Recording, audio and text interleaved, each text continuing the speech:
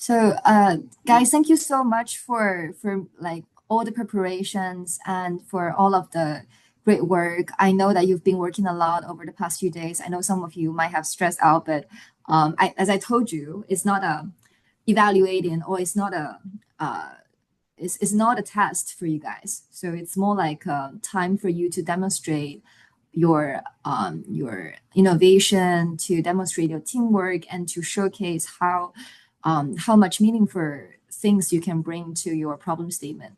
And today, so I'm very glad to bring one of my friend and colleague from the World Bank, Yu Ting. Yu Ting is also a very great specialist in environment and social safeguards issues at the World Bank. So she will be able to comment more on the environmental and climate related problem statement. So we have one of our groups actually working on the climate side. So Yuting will come up on that project, and I think she's more likely to provide better guidance on the team's work than me on that regard. And so the format for today will be like, so all the teams will present first. Let's give a round of applause to each team after the presentation. And then after the three teams have presented, Yutin and I will compliment you guys and give you guys some advice and some comments on the overall performance. Does that sound good to you? Yeah. Okay. So please, the stage is yours. Please Yeah. start group one.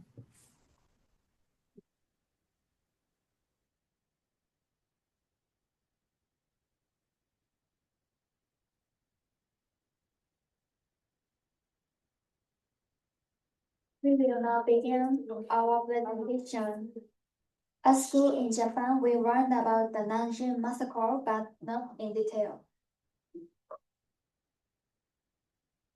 So it's just fine. So we're going to begin with talking about, we just did an intro, but problem statement, project stages, solution ideas, prototype, and then bibliography. So now we're going to talk about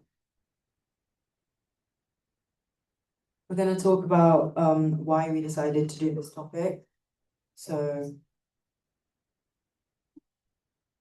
The Nanjing massacre is referred to. At school in Japan, we learned about the Nanjing massacre, but not in detail. Nanjing massacre is referred to as the Nanking incident, and the scope of civilian killings or its historical context is not explored in depth. Instead, it is qualified with phrases like there are various theories and scarcely includes any specific figure or detail of the victimization.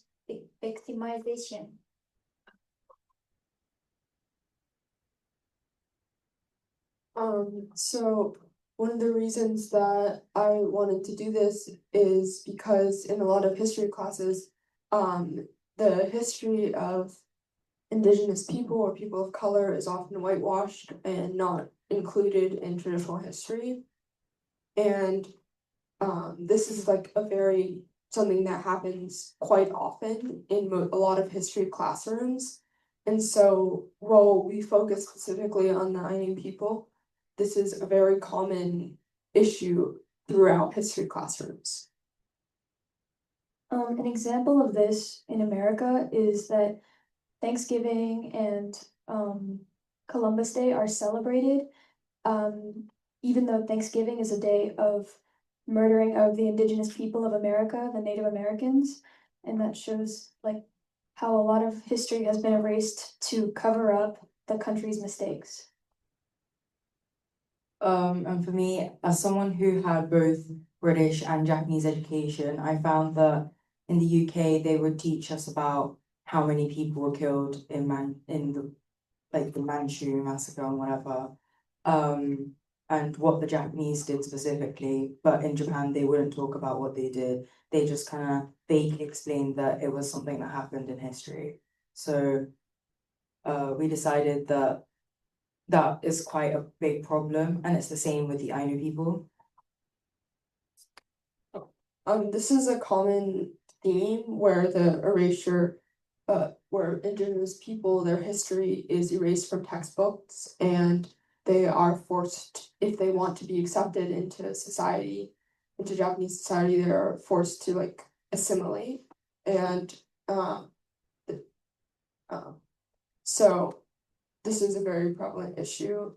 And in particular, with what we were talking about earlier with like Columbus, like it was treated as indigenous people that they were all killed and murdered by Columbus and the settlers. And while there was so much brutality, this discounts the fact, like the beauty of their culture and the fact that they did survive in spite of everything that happened. So this is our problem statement. The indigenous people of Japan, the Ainu people, have been almost erased from Japanese history in school textbooks. And now we're going to talk about our project stages. So the first thing we did is we tried to think about ideas for our problem solutions.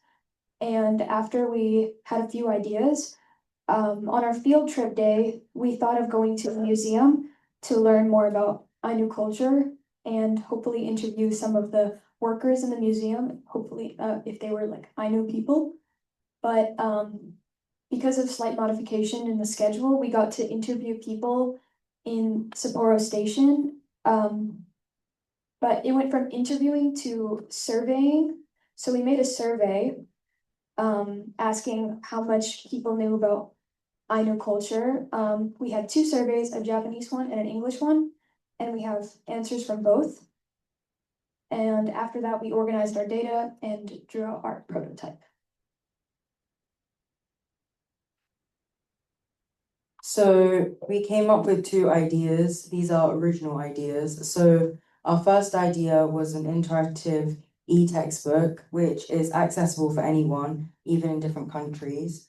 It's also interactive, so you can interact with the textbook, which also makes it engaging. And our other idea was awareness via social media. So get people to know more about Ainu culture through social media, and also collaborate with other netizens to get them to help promote our awareness posts and etc.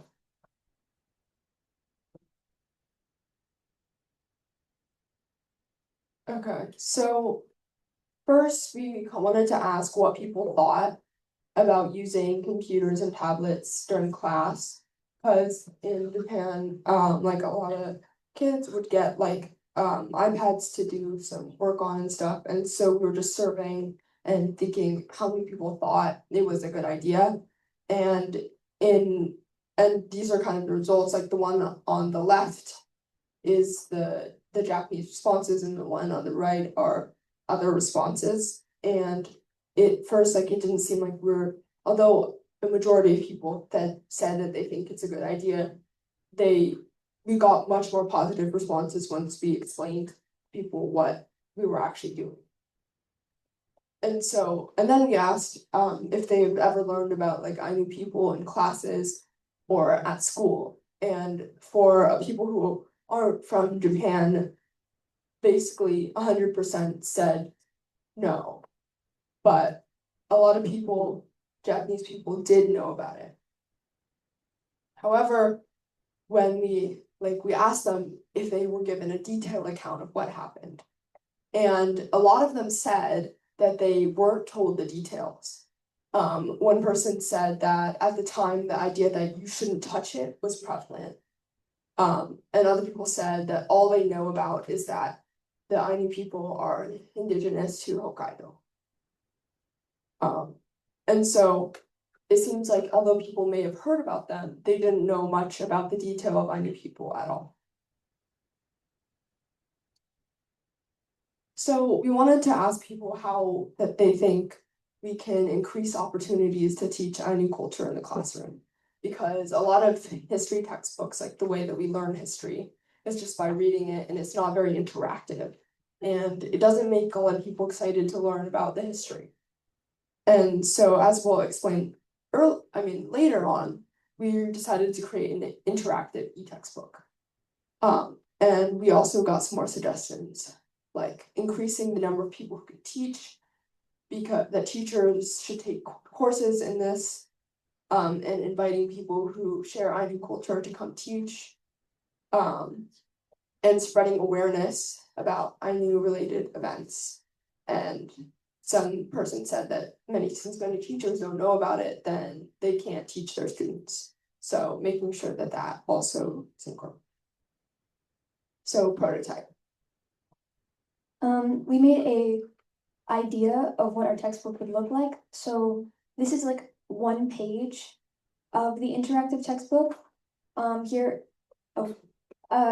Our idea was to have like a question, and then you're able to see like what could have happened and what did happen with two different options. Like here, what do you think the national Japanese government did to minority cultures like the Ainu people during the Meiji era? And like option one, I think they left them alone, or two, they tried to eradicate their culture. And if you like, supposedly, if you clicked on option one, it would show if the Japanese government left the Ainu people alone, their culture would remain and their history would be taught in schools. And then we go to the next page, the next option, and like we see what actually happened. Like truthfully, the Japanese government assimilated minority groups such as the Ainu people in order to have a unified nation state, and their cultures and traditions were erased. Our second idea for another part of the interactive textbook is to have multiple images about a certain topic. Like this is all topics related to Ainu culture. And then if you use your cursor to hover over one of the photos, it'll show you like what you want to know about a certain topic in those photos. Like here, the middle part is all about Ainu religion. This is about like Ainu traditional clothing, and this is about like Ainu animals that are worshipped.